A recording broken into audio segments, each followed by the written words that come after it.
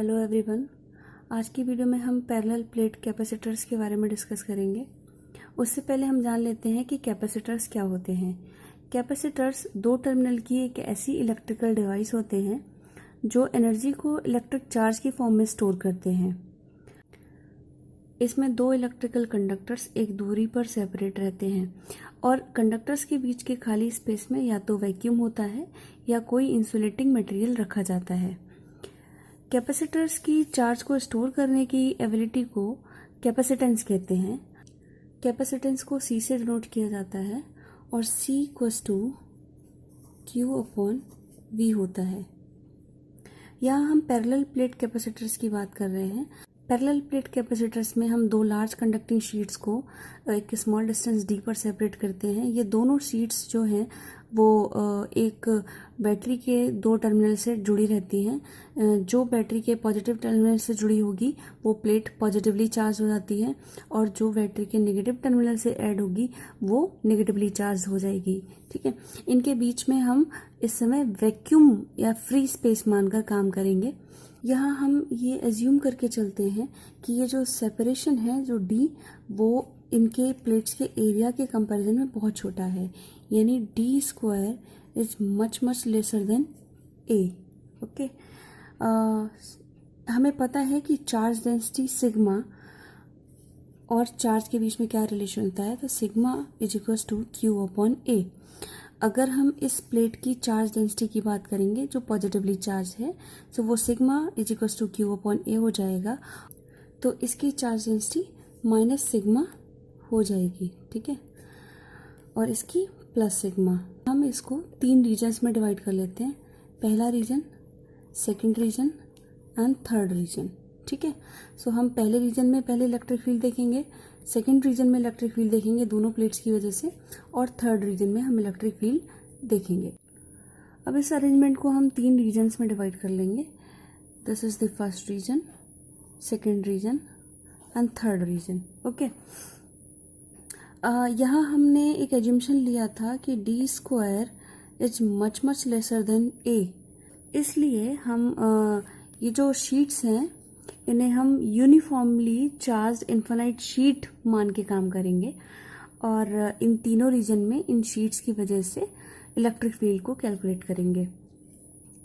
आपने first chapter में पढ़ा होगा इन्फिनाइट यूनिफॉर्मली चार्ज्ड शीट की वजह से इलेक्ट्रिक फील्ड जो होता है वो E इक्वल्स टू σ/2ε0 होता है, और ये अगर पॉजिटिवली चार्ज है तो ये इलेक्ट्रिक फील्ड शीट के आउटवर्ड डायरेक्शन में होगा, और अगर ये नेगेटिवली चार्ज है तो शीट के इनवर्ड डायरेक्शन में होगा। ओके, तो अगर हम इस फर्स्ट वाले रीजन में इलेक्ट्रिक फील्ड देखें तो electric field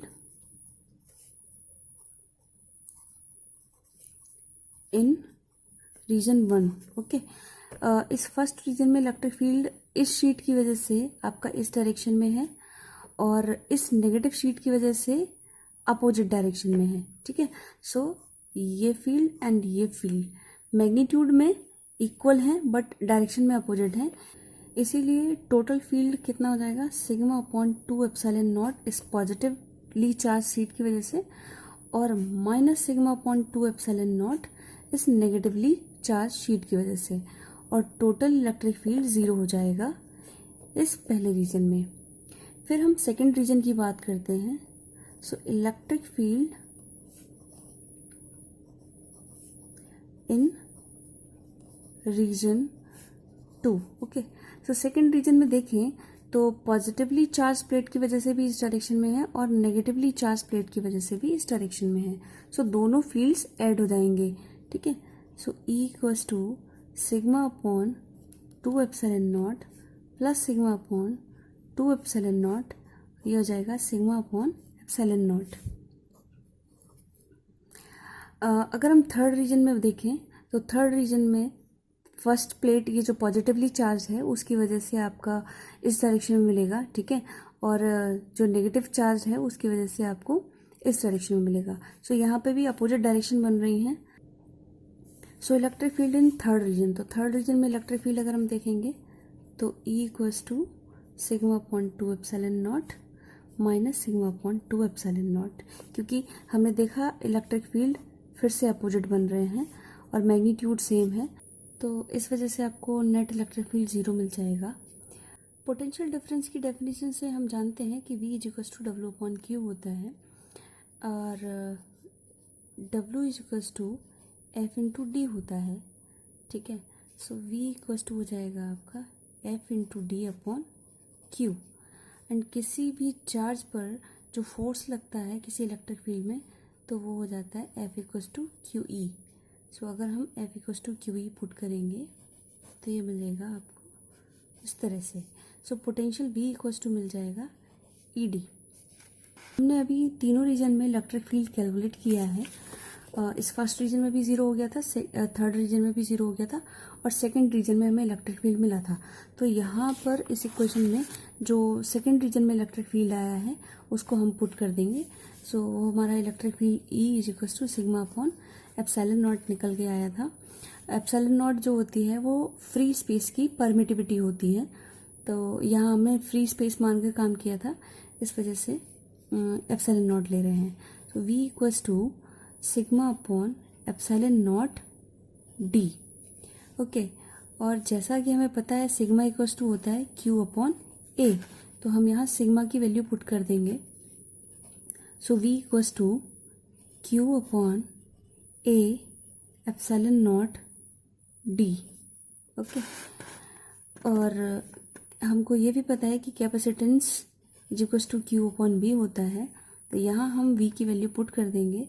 so Q upon Q D और A एप्सिलॉन नॉट, Q से Q कट जाएगा और C इक्वल टू मिलेगा आपको A epsilon not upon D।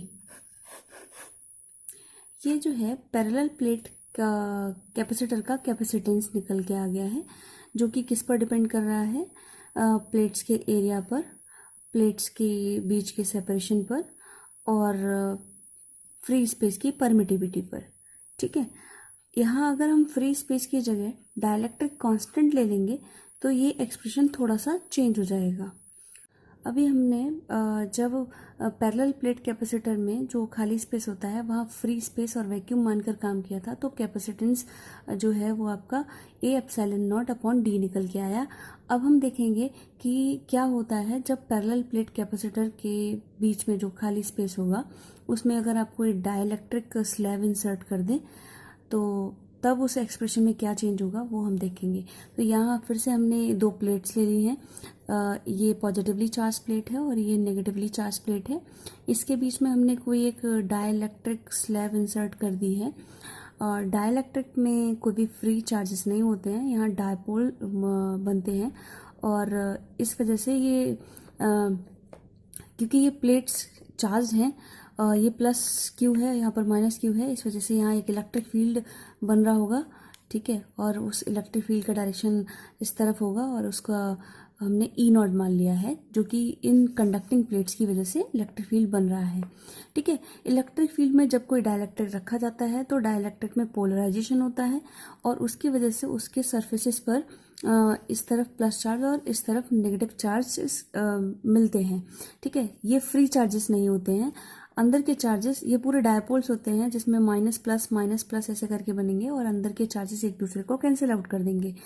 इसकी आउटर सरफेस पर आपको यहाँ पर पॉजिटिव चार्ज डेंसिटी देखने को मिलती है और यहाँ नेगेटिव चार्ज डेंसिटी देखने को मिलेगी, ऑल्दो ये काफ़ी स्मॉल होगी और इसकी वजह से एक इंड्यूस्ड इलेक्ट्रिक फील्ड इस डायरेक्शन में मिलेगा जो कि काफ़ी स्मॉल होगा। ठीक है, सो नेट इलेक्ट्रिक फील्ड जो है वो E not minus E induced जो होगा उसका डायरेक्शन भी आपका जो है वो E नॉट के डायरेक्शन में होगा।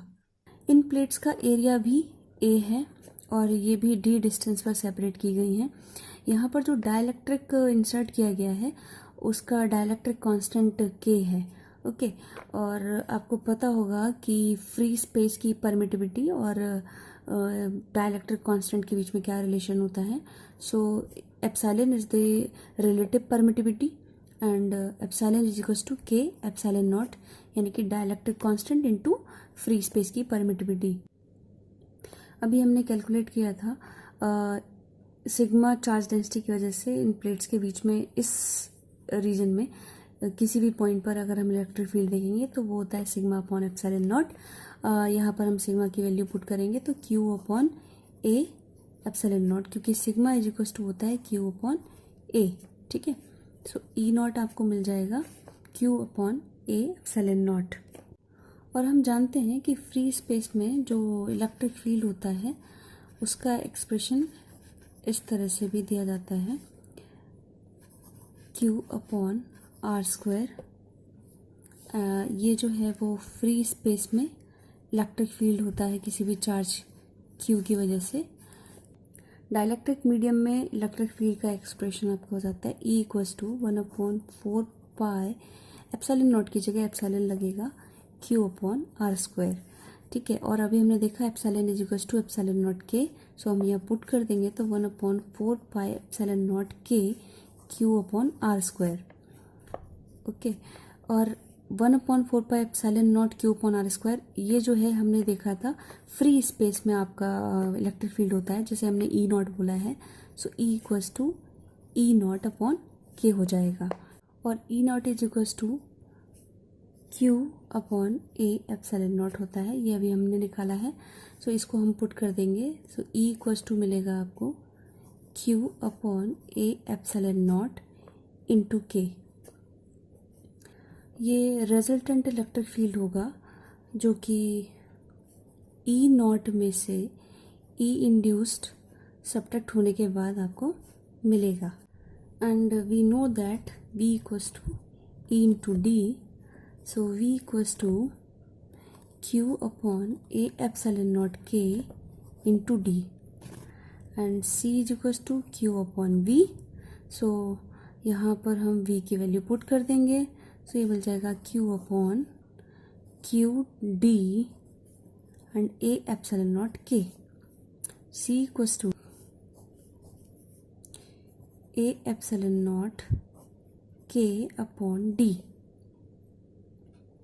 एंड हमने देखा था C नॉट अगर हम नाम दें उसे तो ए एप्सिलॉन नॉट अपॉन डी जो है वो फ्री स्पेस में कैपेसिटेंस था, सो C इक्वल्स टू मिल जाएगा आपको C नॉट के। यहाँ पर C जो है वो पैरेलल प्लेट कैपेसिटर का कैपेसिटेंस है जब उसके बीच में डाइलेक्ट्रिक स्लैब इंसर्ट कर दी जाएगी, और C नॉट जो है वो कैपेसिटेंस है जब प्लेट्स के बीच में वैक्यूम होगा।